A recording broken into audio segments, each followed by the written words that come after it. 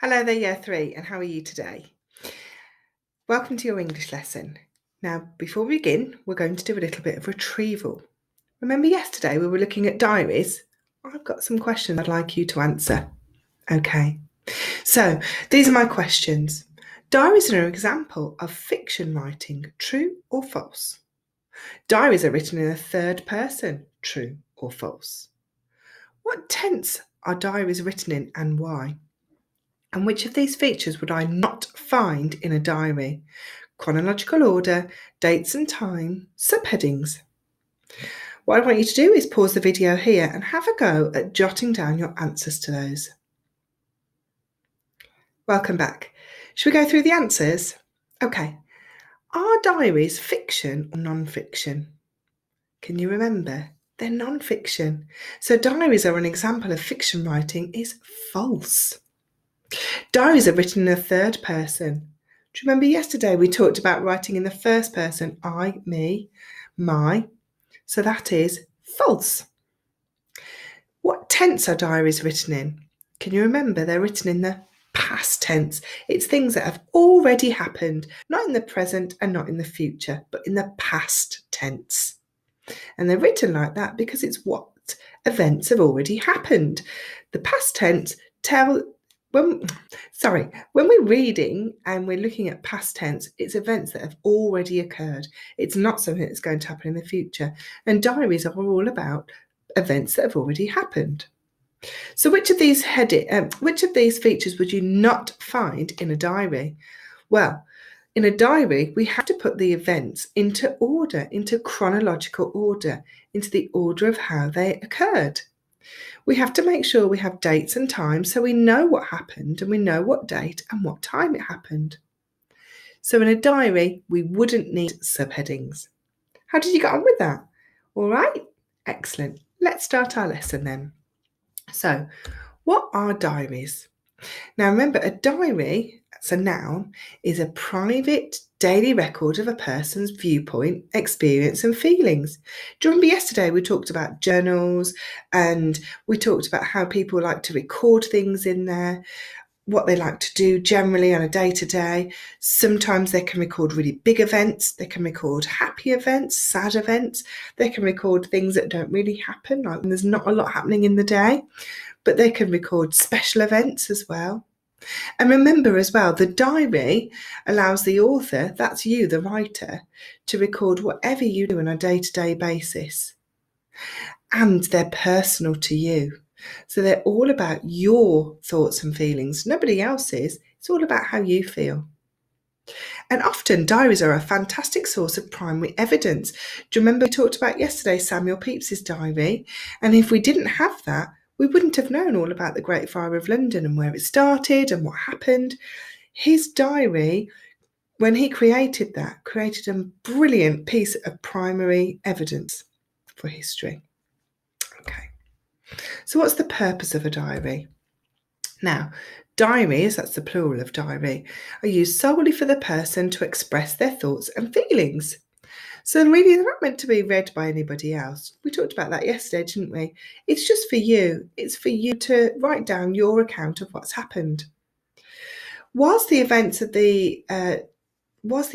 the diary can sometimes be elaborated on and more information could be added in there that might not necessarily be true, they are not works of fiction, so they're not made up. They are true events that have happened, so therefore they are non-fiction. Okay, so today, your lesson, we're going to continue to identify features of diaries. We're going to identify the 4 W's in the introduction. We're going to identify words that indicate how the writer is feeling, and we're going to underline adverbials of time. Exciting. Now, I remember doing a little bit about adverbials of time a while back in your class. Okay, so today we're going to be having a look at some of these features, the time adverbials, and we're going to be we're going to review the date, and we're going to think about how the writer is feeling, so the thoughts and the feelings. Okay, so this is diary musts. Do you remember we looked at this yesterday? So a diary must include an introduction to set the scene. Okay. Now, it's really important that we set the scene when we're writing a diary to ensure that it's clear what we're writing about. Because if you just started talking about an event and you read it back to yourself weeks, months, years later, you might think, where was I when this happened? What am I talking about here? I can't remember the event because I didn't start to write an introduction. So you might want to answer the questions who, what, why, where, and when. Okay, so which of the following extracts here are an introduction? So I'm going to read them both to you and I want you to decide which one is an introduction and which one isn't. Today has been an unusually busy day for me. When I woke up this morning, I noticed that the usual calm atmosphere within the group had been replaced by one of panic. For now, I must catch up on eating and sleeping, and I hope that they do not return tomorrow. Which one there sets the scene? Which one there makes you think, oh, I wonder what's going to happen next? I wonder what happened there. It's that first one, isn't it? Today has been an unusually busy day for me. When I woke up this morning, I noticed that the usual calm atmosphere within our group had been replaced by one of panic. I can imagine that then the writer would continue and talk about why the feeling of panic had set in with the group, what was happening, what key events started to occur. Well, if we look at the second one, for now I must catch up on eating and sleeping and hope they do not return tomorrow. For me, that makes me think that that's the end of the entry of the diary. It's definitely not the beginning because it doesn't set the scene. Okay. So here, let's look at this passage below and which of the W's can we find? So the who, the what, the where, or the when. What I'd like you to do is pause the video here and you're going to have a go at underlining those points on your text now. So pause the video and do that for me now. Welcome back. Okay, so did you notice any who, any whats, any wheres, any whens? Let's work through this one together and see if you have got the right ones. If you haven't, don't worry, just have a look at where I've highlighted them and just remember that for next time. So, dear diary, my maid Jane called me at 3 o'clock in the morning to tell me there was a great fire burning in the city of London. It was far away, so I went back to sleep thinking nothing of it. When I got up this morning, I saw the fire out of my window in the distance. Jane came in to tell me that the fire began in the bakery on Pudding Lane, and 300 houses had been burnt down. I went to see the Lord Mayor to see what was being done about the fire. He was very worried, and then I began to panic.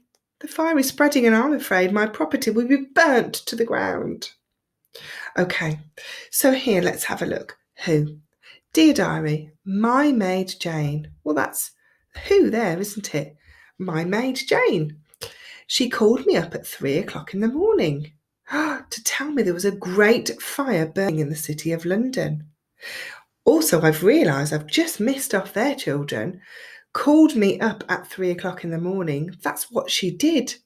So Jane called me at 3 o'clock in the morning to tell me that there was a great fire burning in the city of London. And that was the where and the what. It was far away, so I went back to sleep. That was the where. It was far away. I didn't need to worry about that just yet. So I went back to sleep thinking nothing of it. When I got up this morning, that was a point when I got up, I saw the fire out of my window in the distance. It was where. Jane came to tell me that the fire had begun in the bakery. Jane is the who, and began in the bakery is the what had happened. On Pudding Lane, where it had happened. So what had happened and where it had happened. And that 300 houses had been burned down. That was what had happened. I went to see the Lord Mayor. Who? To see what was being done about the fire. He was very worried, and then I began to panic. The fire is spreading. That is what is happening. And I'm afraid my property will be burned to the ground. So that's the, I'm afraid my property, that's the what will be burned to the ground. Now it's your turn. What you're going to do is you're going to have another look through these diaries. Do you remember the ones that you had yesterday? So you can get those back out again. And you are going to have a go at highlighting the who, the what, the where, the when. Now, if you don't have different colours, you might want to, again, like I said yesterday, draw a line and then just write who above. Draw a line and write what above. But pause the video here and have a go at highlighting the who, the what, the where and the when in those diary entries from yesterday.